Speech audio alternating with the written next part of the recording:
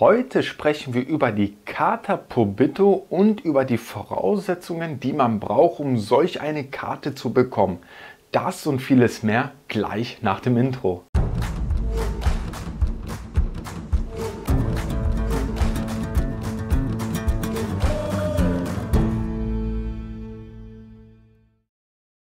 An dieser Stelle auch nochmal Hallo und herzlich willkommen auf meinem YouTube-Kanal. Falls du neu bei mir auf dem Kanal bist oder vielleicht auch schon mal öfters bei mir vorbeigeschaut hast, aber den Kanal noch nicht abonniert hast, würde es mich wirklich sehr freuen, wenn du den Kanal jetzt abonnierst und auch sofort die Glocke aktivierst. Dann wirst du auch immer benachrichtigt, wenn ich ein neues Video hochlade. Damit würdest du mich und meine Arbeit wirklich sehr unterstützen. Schon mal vielen lieben Dank dafür. Bevor wir zum Hauptthema kommen, möchte ich noch zwei, drei Sachen vorher loswerden. Alles, was ich heute sage, das sind Informationen, die ich selber aus dem Internet recherchiert habe. Und da es hier so ein bisschen um Bürokratie geht und so Amtssachen, müsst ihr alles, was ich hier sage, nochmal irgendwie von irgendjemandem verifizieren lassen, der da wirklich ein Profi drin ist. Vielleicht selber zum Amt gehen oder vielleicht einen Anwalt oder Rechtsberater fragen. Die werden euch da zu 100% sagen können, wie die Rechtslage ist, wie die Gesetzeslage ist. Das, was ich hier sage, ist wirklich nur eine Orientierung. Alle Quellen, die ich dazu gefunden habe, werde ich euch selbstverständlich auch nochmal in der Quelle, in der Videobeschreibung unten verlinken. Dann könnt ihr euch das auch selber nochmal durchlesen. Die Carta Pobito in Polen ist sowas wie in Deutschland die Aufenthaltserlaubnis oder die Aufenthaltsgenehmigung. Und selbst bei genauer Recherche war es gar nicht so leicht, irgendwelche wirklich konkreten Informationen herauszufinden, wann man denn jetzt eigentlich verpflichtet ist, eine Carta Pobito zu haben, beziehungsweise wann man verpflichtet ist, eine Carta Pobito zu beantragen. Denn auf den meisten Internetseiten steht nur, wann man das Recht hat, eine Carta Pobito zu beantragen. Deswegen kann ich euch jetzt auch an dieser Stelle nicht sagen, wann ihr verpflichtet seid, eine Carta Pobito zu beantragen. Ich kann euch aber nähere Informationen dazu geben, wann ihr das Recht habt, eine Carta Pobito zu beantragen. Auch nochmal vorab, alle Rechte, die ich jetzt hier nenne, sind Rechte für EU-Bürger. Ihr seid berechtigt, euch länger wie 3 Monate in Polen aufzuhalten, wenn ihr a. Arbeitnehmer seid oder b. Selbstständiger in Polen seid.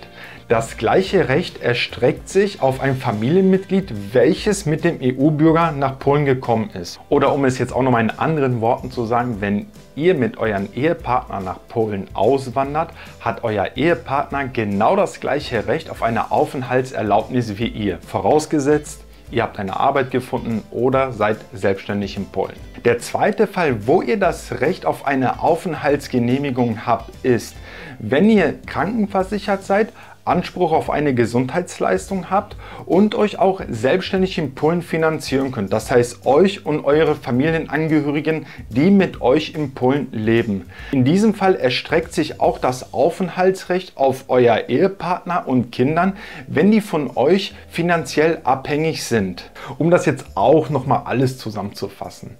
Wenn ihr in der Lage seid, euch, eure Familienangehörigen sowie Ehepartner und Kinder, die mit euch zusammen nach Polen gekommen sind, finanziell zu unterhalten, seid ihr berechtigt, länger wie 3 Monate in Polen zu bleiben. Hier muss aber auch das EU-Recht beachtet werden, dass alle Familienmitglieder, die mit euch zusammen nach Polen gekommen sind, auch gesetzlich krankenversichert sein müssen.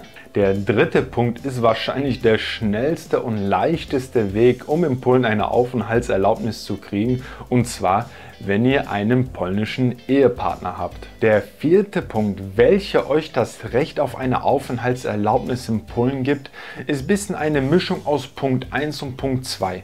Wenn ihr in Polen studiert, eine Ausbildung ausübt, krankenversichert seid oder Anspruch auf eine Gesundheitsleistung habt, sowie euch auch selber finanziert und die Familienangehörigen, die mit euch nach Polen gekommen sind und nicht von der Sozialhilfe, von der polnischen Sozialhilfe abhängig sind, habt ihr auch das Recht auf eine Aufenthaltserlaubnis. Auch das noch einmal ganz kurz zusammengefasst.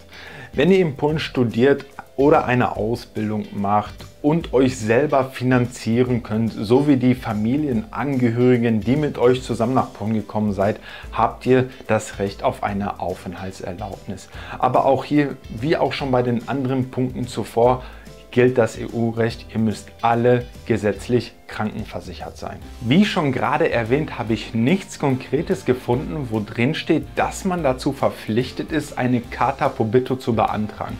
Klären wir aber trotzdem mal die Frage, wo und spätestens wann sollte man seinen längeren Aufenthalt in Polen anmelden?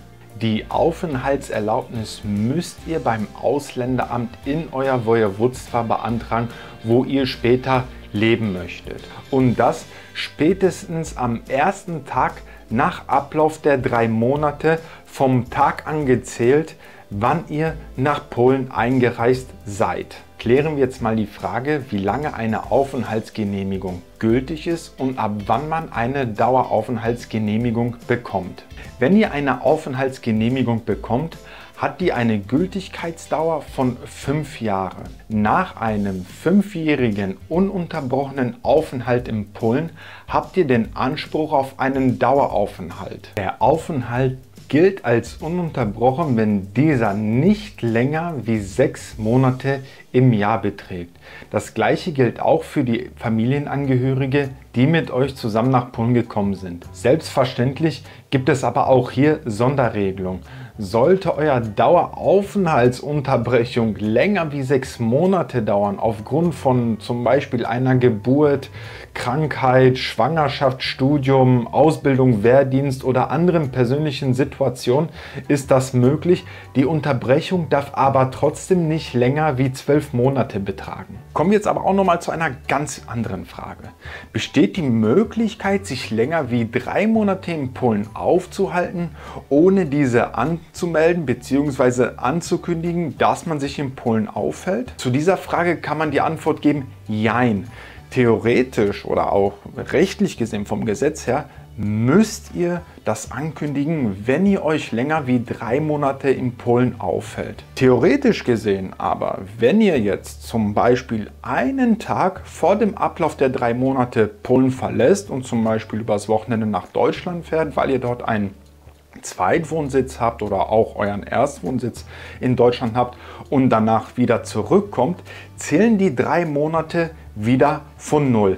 Sprich, ihr könnt theoretisch gesehen das alle 3 Monate machen, also kurz vor Ablauf übers Wochenende wegfahren, dann wiederkommen und so besteht dann die Möglichkeit, sich in Polen aufzuhalten und diese nicht anzukündigen. Sollte es aber wirklich zu einem Verdacht kommen und solltet ihr kontrolliert werden, aus welchen Gründen auch immer, seid ihr aber in der Beweispflicht. Das heißt, ihr müsst dann wirklich nachweisen, dass ihr regelmäßig alle 3 Monate zum Beispiel übers Wochenende nach Deutschland fährt. Das waren jetzt auch schon eigentlich so die wichtigsten Informationen zum Thema Aufenthaltserlaubnis und Carta Pobytu, zumindest für EU-Bürger.